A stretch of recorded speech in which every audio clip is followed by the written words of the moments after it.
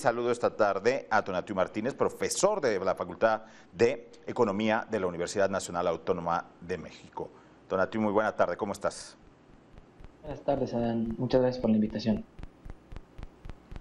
Al contrario, gracias por estar aquí con nosotros y hablar precisamente de este tema, los adultos mayores. Sabemos que la población mexicana está envejeciendo y también se ha convertido este tema de los adultos mayores pues en un capital político interesante. ¿No lo ves tú así?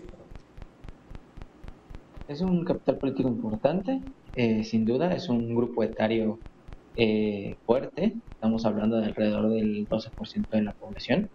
Sin embargo, también hay que considerar varios factores. No es un sindicato, es un grupo de la población heterogéneo en ese sentido, es decir, no tiene un líder único, lo cual complica en términos políticos, electorales, una elección por un candidato en particular. Ese sería mi primer punto. Oye, en ese sentido, ¿qué, ¿qué porcentaje de población de adultos mayores tiene los medios para no depender de las ayudas sociales? O sea, ¿es una minoría o es un número importante? ¿Cómo andaremos ahí? Pues es un número importante. No olvidemos que la transición demográfica en nuestro país apenas está dando. ¿Esto qué quiere decir? Que en términos generales y concretos, alrededor, el promedio de la población o de la edad de la población mexicana es de Uh -huh. 27 años. Eso quiere decir que pues no tenemos una población envejecida en términos concretos y que las políticas públicas implementadas por los gobiernos de los 70s, incluso de los 80s, todavía permitían jubilaciones más o menos decentes para la población formal de nuestro país. Esto quiere decir que si comparamos a la población de arriba de 60 años, 65 en adelante, que ya están jubilados, pues en muchos casos, y depende del estado en que estemos hablando, van a tener mejores posiciones económicas que la población más joven. ¿Y por qué? Por las jubilaciones. Las personas se jubilaron, se están jubilando todavía bajo un modelo de beneficio definido. Esto quiere decir que son más cuantiosas las jubilaciones y les permiten un nivel de vida diferenciado. Además de lo anterior, tenemos la pensión para adultos mayores y este es un complemento, es una pensión no contributiva, es decir, no implica y no está relacionada con lo que tú hayas trabajado, el tiempo que hayas estado en la formalidad, sino que se te da simplemente por cumplir cierta edad. Entonces, en términos económicos, en términos de política pública, te diría que no es un programa social, porque es algo que se llevó a la Constitución. Es decir, no se puede quitar tan fácilmente, tendría que votar la mayoría del Congreso de la Unión para eliminar la pensión para adultos mayores, lo cual hace que sea un beneficio, digamos, con bastante permanencia en el tiempo. No es un programa social per se la pensión para adultos mayores.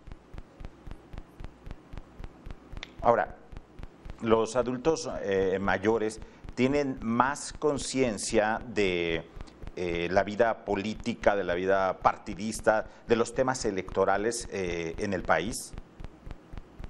Desde mi punto de vista, sí, tanto por la experiencia, y eso solo te lo da la vida, solo te lo da el tiempo, como por las costumbres que se manejaban anteriormente. Antes era muy común que la gente leyera el periódico y se informara de esta forma.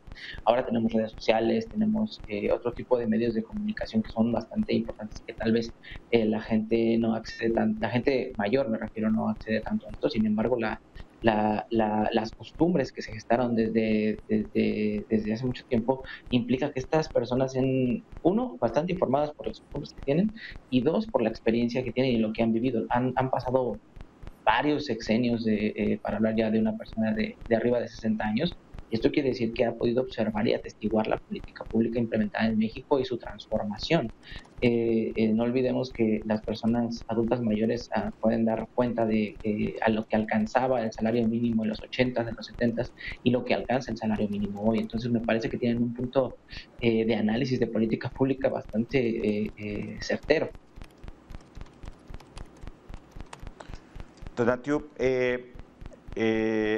ha cambiado la esperanza de vida en nuestro país. Entre 50 y 60 años las personas pueden seguir trabajando sin ningún problema. Hay fuerza, hay todavía mucho ímpetu porque la esperanza de vida ha cambiado. Pero sí se están dando oportunidades para este sector de población entre 60 años que puedan emplearse, que puedan realizar alguna actividad productiva económica, o se sigue discriminando por edad para tener un empleo? Desafortunadamente la cultura empresarial es muy dura contra las personas adultas mayores. Es común que las firmas no contraten personas de cierta edad, arriba de los 40, arriba de los 50, que tienen mucha experiencia, pero que las consideran ya no aptas para realizar las labores de hoy, labores que están sumamente relacionadas con las tecnologías de la información. Entonces, sí tenemos una cultura que separa a los adultos mayores de oportunidades de trabajo relevantes y los va relegando.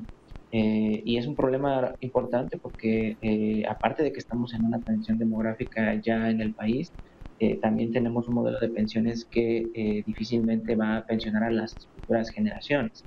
Entonces, eso va a presionar también a las finanzas públicas, hablando del presupuesto de egresos de la Federación, y complicará distintas actividades que el gobierno tiene que realizar en el tiempo. Pero regresando a la pregunta original, nuestra cultura de contratación en términos generales no es pro a adultos mayores en el país.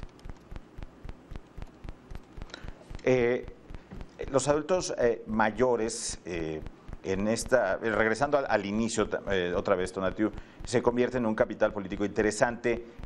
¿Hay en este momento alguna corriente partidista o movimiento que les llame más la atención? Y voy a ser más concreto. ¿Crees que el partido hoy hegemónico, Morena, sea algo que les atraiga a los adultos mayores, o por la misma costumbre, como lo dijimos, lo dijiste hace un rato, las costumbres que se tenían siguen, no sé, siendo más apegados al PRI o incluso al mismo Partido Acción Nacional?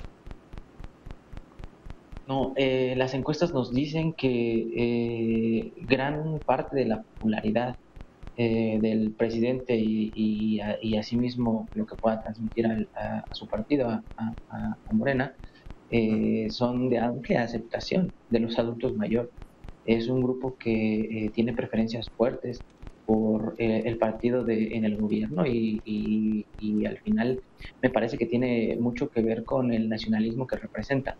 Ya mencionabas tú el priismo de los 70s y de ese momento en la vida pública de nuestro país muy importante y que fue de gran prosperidad para algunos grupos importantes de la sociedad. Eso lo refleja, ese nacionalismo me parece que está muy marcado en las políticas públicas y en el actuar del gobierno actual, y me parece que se relaciona bastante con la forma en cómo los adultos mayores lo siguen al presidente. Además, es una persona que se ha preocupado por generar un mecanismo, un vehículo constitucional para dotarlos a todos, no me refiero a formales o informales, a cualquier mexicano, de un instrumento que les dé flujos económicos durante los últimos años de su vida, y eso también me parece bastante relevante, ¿no? La preocupación en la generación de mecanismos de política pública que los atiendan. Este país, las finanzas públicas, Tonatiuh, tienen el soporte para dar esta pensión universal a este sector de población, o las finanzas públicas se ven comprometidas por esta pensión universal, prácticamente por llegar a determinada edad. Como mexicano se tiene derecho a esto. ¿Se compromete la finanza pública? Pues mira, cuando hablamos de derechos es muy difícil justificar por la parte de la presión al presupuesto de ingresos de la Federación algún mecanismo de este estilo. Sin embargo, si lo comparamos con el presupuesto que ejerce el mismo gobierno para pagar las pensiones a través de la pensión mínima garantizada, es decir, todas las pensiones de adultos de personas que salieron del mercado de trabajo por jubilación, y que representa alrededor del 4% del Producto Interno Bruto. Bueno, las pensiones para adultos mayores no representarán apenas el 0.6, 0.7% del Producto Interno Bruto. Entonces es menor lo que el gobierno gasta por la pensión para adultos mayores que lo que gasta por la pensión mínima garantizada de las personas que se jubilaron por la ley del 73 y que se siguen jubilando, no se pueden jubilar en los siguientes años. Sin embargo, va a crecer en el tiempo. ¿Y por qué va a crecer en el tiempo? Por dos factores. Uno, porque tenemos un mercado formal reducido, es decir, apenas no es del 50%, del 50% alrededor de la población económicamente activa.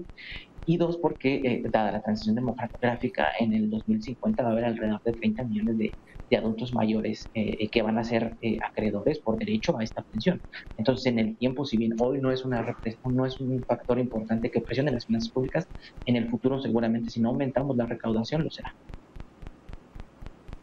Sí, exactamente, eso es lo que te quería plantear. La recaudación, entonces, en los siguientes años tendrá que ser más eficiente, ¿no? Tendrá que ser más eficiente. Lo que está haciendo ahorita desde mi punto de vista el gobierno, si bien no es una reforma fiscal en la legislación, pues no es algo que llevó como iniciativa a las cámaras, sí en los hechos. Hablando de, por ejemplo, la cancelación de la condonación de impuestos, la recuperación de los impuestos Sí. Que están todavía en litigio. Y me parece muy importante el reciclo, esta nueva figura legal que se está proponiendo para generar, digamos, una base gravable más amplia, si bien no en porcentaje, en términos de lo que aporta, me refiero como impuestos, porque es desde el 2% hasta un porcentaje de 10%, me parece. Lo que está haciendo es ampliar la base gravable, es decir, bueno, aquí hay empresas, formalícense, vamos a ampliar el número de empresas formales en el país y eso a la larga nos va a permitir tener un registro de empresas y poder gradualmente incrementar los impuestos en caso de ser necesario. Aunque también, y eso al final, estoy hablando de la formalidad, ampliar la formalidad en el país, que es una de las grandes pendientes que tenemos. Pero también tenemos otros pendientes en términos de la redistribución de los impuestos que se pagan y eso también ampliaría la base gravable. ¿Cómo? Bueno, los que tienen más, que paguen más. Por ejemplo, en España estamos viendo una propuesta del gobierno español, ¿cuál es? Que se grave a los ingresos de los bancos y a los sobreingresos de las energéticas. Y yo en algún momento escribí una propuesta de política pública para modificar el sistema de pensiones y en ese momento propuse el hecho de, bueno, también hacer un gravamen importante sobre el sistema financiero, pero para financiar solo las pensiones, no tener una base de impuestos que se vaya dirigida a la administración y el pago de las pensiones. Entonces tenemos que buscar este tipo de mecanismos también para desahogar un poco el presupuesto de egresos de la federación y que se siga ocupando en fomentar el empleo, en fomentar la infraestructura, en fomentar los sistemas de salud y otras ocupaciones que también tiene el gobierno. Pues Tonatiuh Martínez, profesor de la Facultad de Economía de la Universidad Nacional Autónoma de México, muchas gracias por estos minutos con Mega Noticias MX. Me da mucho gusto cuando quieran. Hasta luego.